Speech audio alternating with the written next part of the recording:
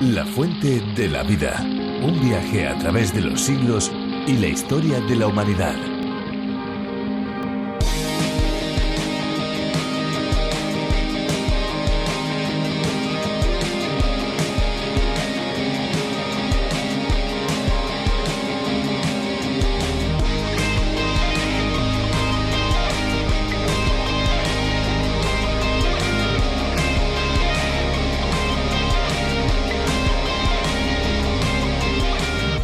Si toda la sal que hay en el mar se extendiera uniformemente sobre la tierra seca, formaría una capa de más de 150 metros de espesor, o sea, una altura de 45 pisos. Y hablando de sal, el principal componente salino es el cloruro de sodio, la sal de mesa común, que constituye el 85% de las sales disueltas en el agua y por tanto es el compuesto que más contribuye a que el mar sea salado.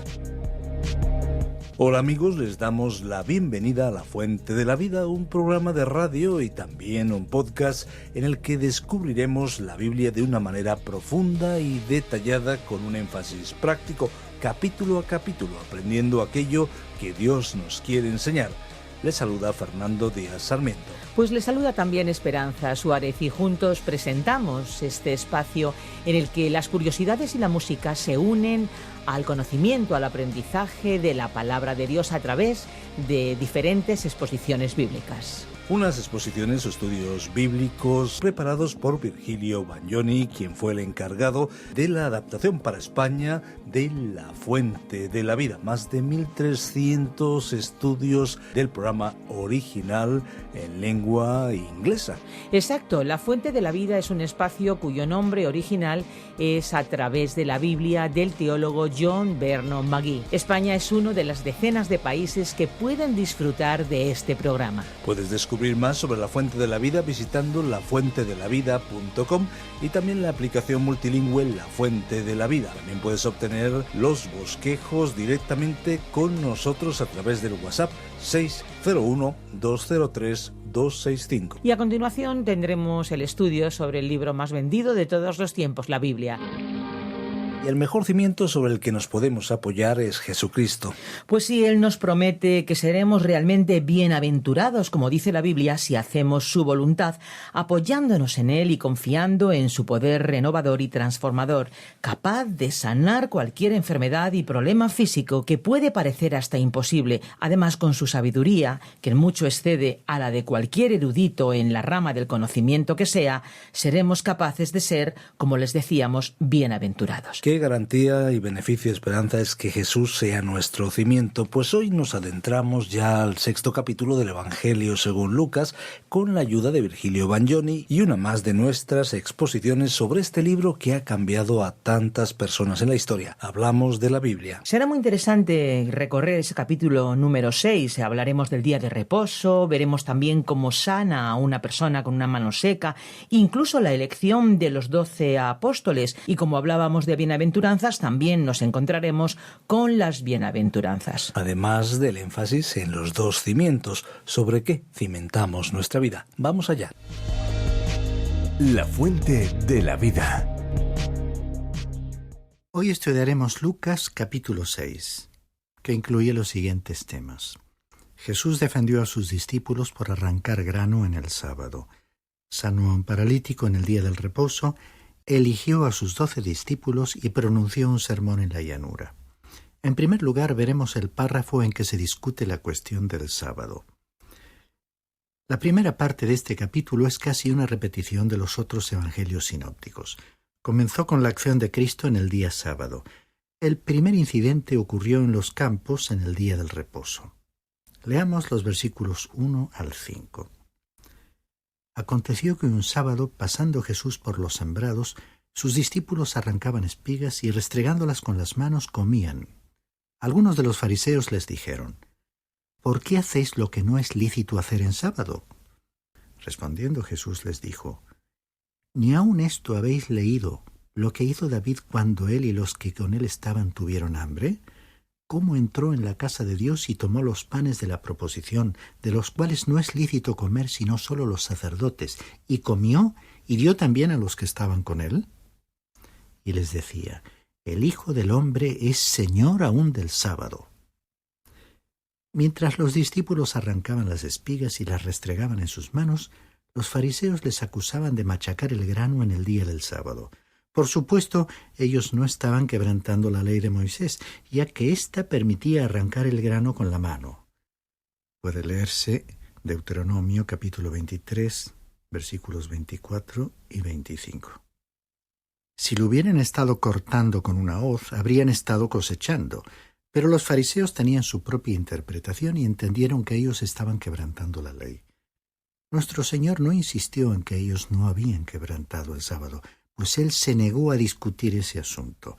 Citó un incidente en la vida de David donde él definitivamente había quebrantado la ley de Moisés y estuvo justificado.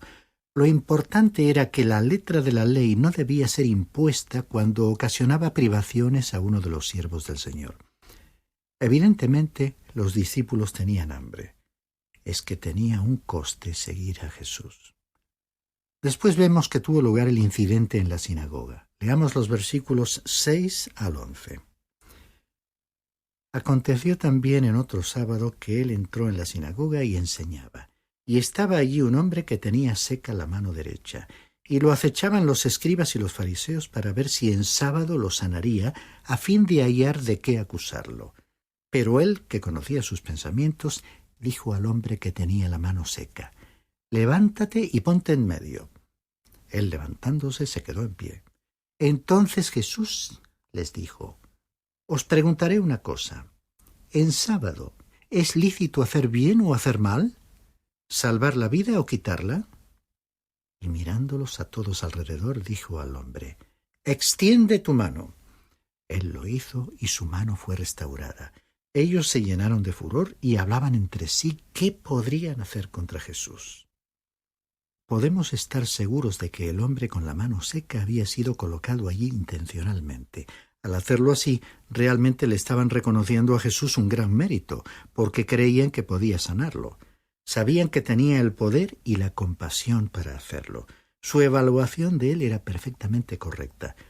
Nuestro Señor sanó al hombre. Después, sus enemigos utilizaron la ocasión para acusarle de quebrantar la ley del sábado. En su relato, Mateo nos contó que a partir de aquel momento tramaron su muerte. El siguiente párrafo nos relata el momento importante en que Jesús escogió a los 12. A algunos de los discípulos le fueron presentados al Señor cuando fue a Jerusalén. Más tarde, caminando por el mar de Galilea, llamó a aquellos hombres para que le siguieran.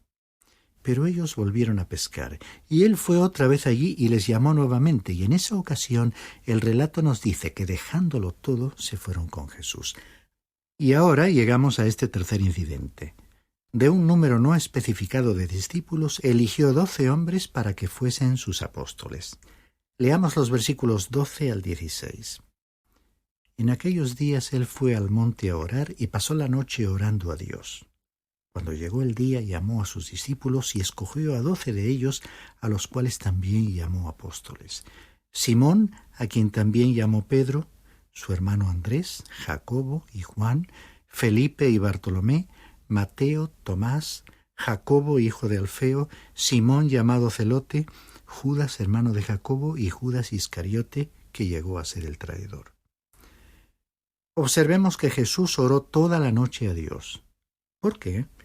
Iba a elegir los 12 hombres que serían sus apóstoles. Pasó toda la noche en oración antes de hacer su elección. Uno de los apóstoles resultó ser un traidor. Otro negaría conocerle por miedo en momentos críticos, aunque más tarde se arrepentiría. Sin embargo, observemos que los hombres de Dios son siempre elegidos. Por supuesto que hay muchos candidatos, pero consideremos lo que dice el Señor en el Evangelio según Juan, capítulo 15, versículo 16. No me habéis elegido vosotros a mí, sino que yo os elegí a vosotros. Estas palabras siempre han sido un consuelo para mí y me han hecho sentir bien, porque en ese caso Él es el responsable. Y el Señor consideró esencial y práctico pasar la noche orando antes de seleccionar a los 12 apóstoles. Los hombres elegidos para servir en la obra de Dios tendrían que ser elegidos en base a mucha oración. Recordemos que en el Antiguo Testamento el manto del profeta Elías no cayó accidentalmente sobre Eliseo, sino que cayó providencialmente. En tales elecciones no pueden incidir nuestros propios sentimientos humanos y egoístas, ni utilizarse varas de medir humanas, sino divinas. Y antes de elegir personas para cargos de responsabilidad, habría que pasar tiempo de meditación y oración en la presencia de Dios. Leamos ahora los versículos 17 al 19, que tratan sobre cuando Jesús pronunció un sermón en la llanura. Descendió con ellos y se detuvo en un lugar llano en compañía de sus discípulos y de una gran multitud de gente de toda Judea, de Jerusalén y de la costa de Tiro y de Sidón, que había venido para oírlo y para ser sanados de sus enfermedades. También los que habían sido atormentados por espíritus impuros eran sanados. Toda la gente procuraba tocarle, porque poder salía de él y sanaba a todos. Como ya he indicado muchas veces antes, grandes multitudes fueron sanadas en aquella ocasión. En los días del Señor se sanaron literalmente miles de personas. La gente a la que el Señor sanó no tuvo que hacer nada. El Señor incluso podía sanar a las personas desde una distancia. Sus sanidades eran genuinas y tenemos el valioso testimonio del médico Lucas para dar fe de que así realmente ocurrió. Si te sientes enfermo o enferma, preséntale tu problema al gran médico. Él es el mejor médico que podrías consultar. Ahora llegamos a una sección llamada Sermón del Monte, que no era realmente un sermón del monte, ya que fue pronunciado en una llanura. Por supuesto, y tal como lo registró Mateo, el Sermón del Monte fue predicado en una montaña. La similitud en el contenido con el de aquel pasaje nos indica que el Señor impartió sus enseñanzas una y otra vez. Más que una armonía de los evangelios, creo que necesitamos un contraste de los evangelios. El aspecto notable de este sermón de Lucas es su diferencia con el sermón registrado en Mateo. Hay omisiones y ciertas inclusiones, bendiciones, ayes o lamentos, actitudes y juicios. Leamos los versículos 20 al 22. Alzando los ojos hacia sus discípulos, decía: Bienaventurados vosotros los pobres, porque vuestro es el reino de Dios. Bienaventurados los que ahora tenéis hambre, porque seréis saciados. Bienaventurados los que ahora lloráis, porque reiréis. Bienaventurados seréis cuando los hombres os odien, os aparten de sí, os insulten y desechen vuestro nombre como malo por causa del Hijo del Hombre. Hasta este punto, el contexto del Sermón de la Llanura es similar al del Sermón del Monte de Mateo. El Señor presentó la misma enseñanza en muchos lugares, aunque en forma diferente.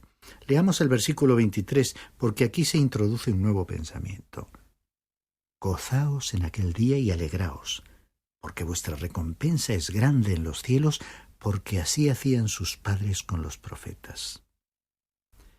Este versículo habla de la recepción de los profetas y la actitud hacia ellos por parte de la humanidad. El verdadero profeta habla de parte de Dios y es perseguido. El falso profeta desvirtúa a Dios y recibe la condescendencia de los seres humanos. El verdadero profeta debe tener fe en Dios y mantener una confianza serena cuya mirada se proyecta más allá de las cosas que se ven hacia las cosas que son eternas. Esta actitud es la que guarda a un hombre fiel a Dios. Los versículos 20 al 22 hablan sobre los pobres, hambrientos y débiles, que son odiados, criticados, considerados proscritos y llamados malvados. Solo tienes que volver tu mirada al Antiguo Testamento para comprobar que esto es cierto. Y es cierto también en la actualidad. El hombre que proclame la palabra de Dios va a pasar por tiempos difíciles. Si no pasa por duras experiencias, es que algo anda mal. En aquellos tiempos los profetas falsos estaban en una buena situación económica. Todo parecía sonreírles y parecían buenas personas. Pero Dios tenía algo que decirles. Leamos los versículos 24 al 26. Pero ay de vosotros, ricos, porque ya tenéis vuestro consuelo. Ay de vosotros los que ahora estáis saciados, porque tendréis hambre.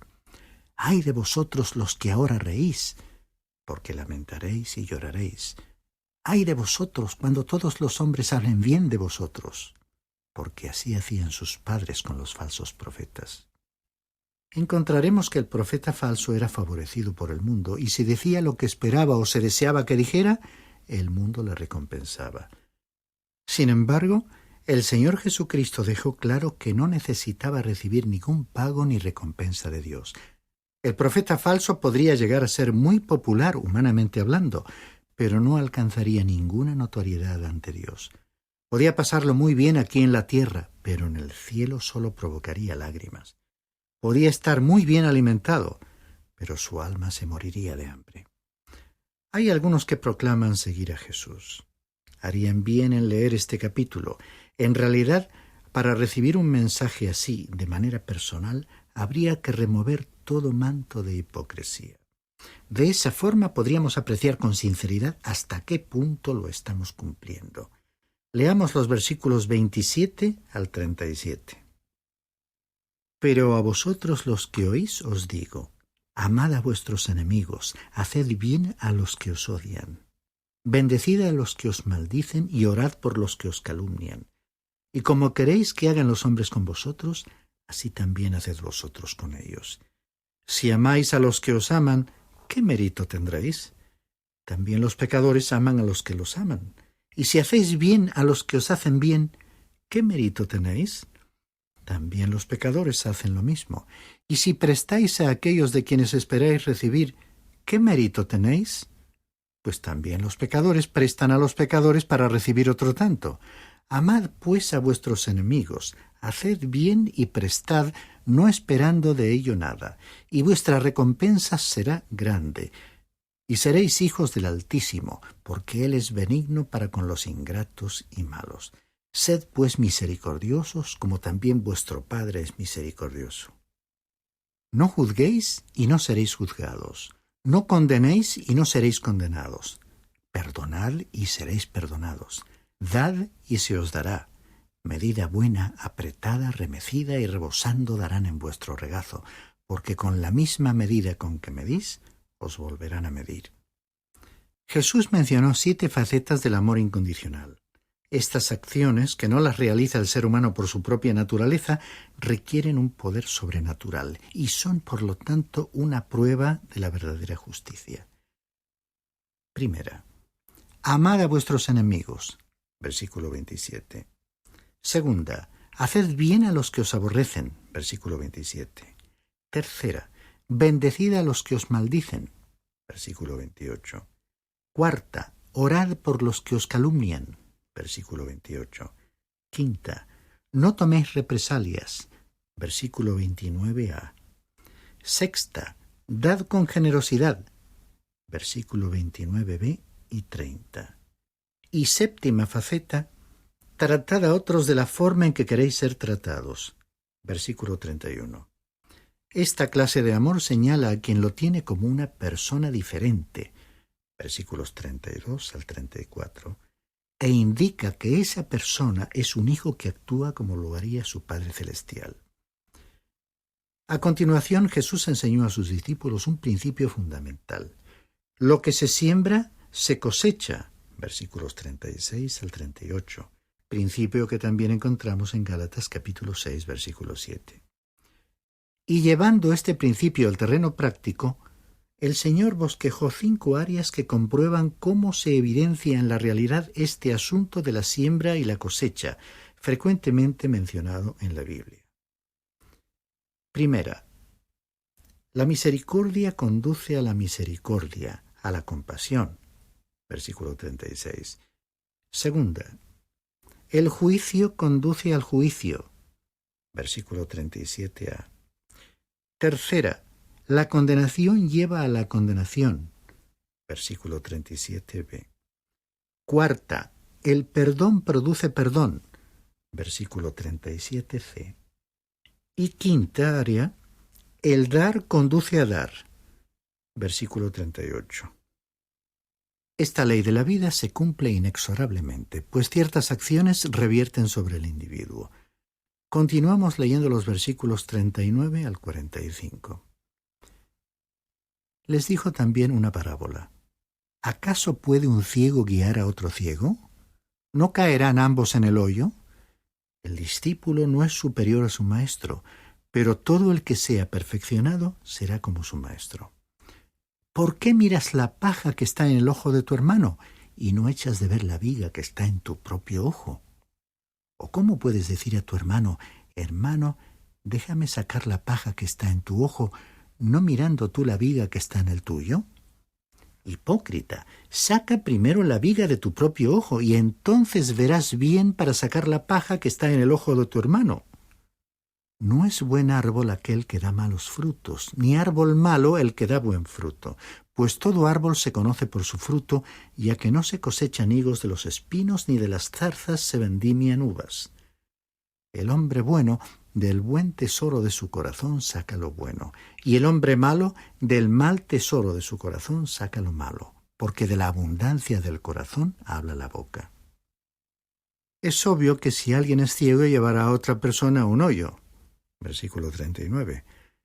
Nadie puede esconder el hecho de que es injusto porque desvía a otros. Jesús también hizo notar que una persona puede ser como aquella a quien imita. Versículo 40.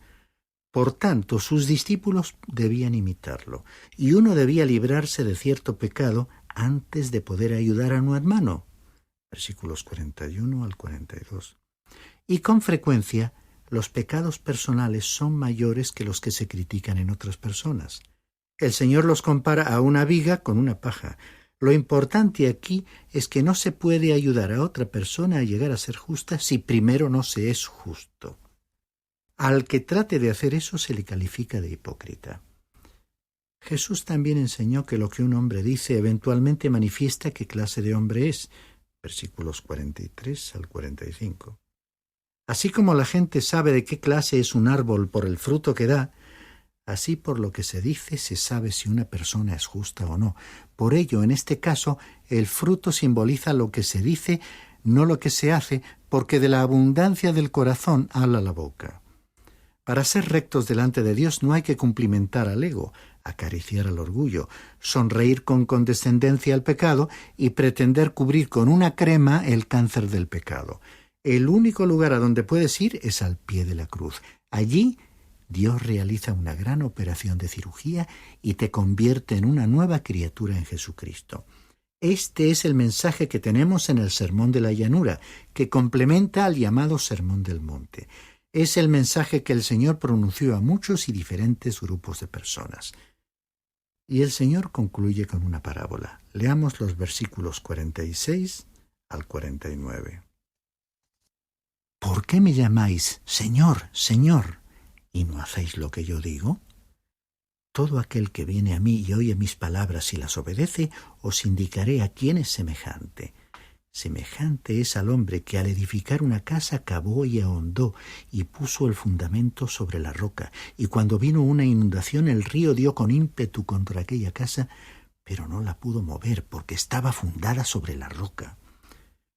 Pero el que las oyó y no las obedeció, semejante es al hombre que edificó su casa sobre tierra, sin fundamento, contra la cual el río dio con ímpetu y luego cayó y fue grande la ruina de aquella casa. Las expresiones externas no son tan importantes como la obediencia. Versículo 46. No es suficiente llamar a Jesús Señor, Señor. Un creyente debe hacer lo que Él dice. Quien oye a Jesús y actúa de acuerdo a ello, estará seguro.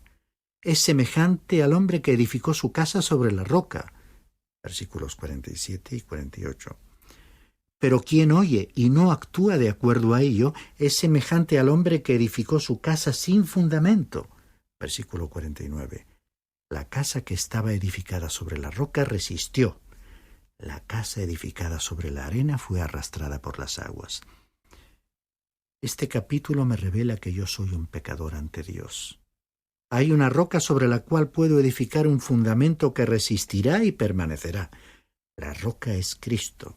San Pablo dijo en 1 Corintios capítulo 3, versículo 11, Nadie puede poner otro fundamento que el que está puesto, el cual es Jesucristo.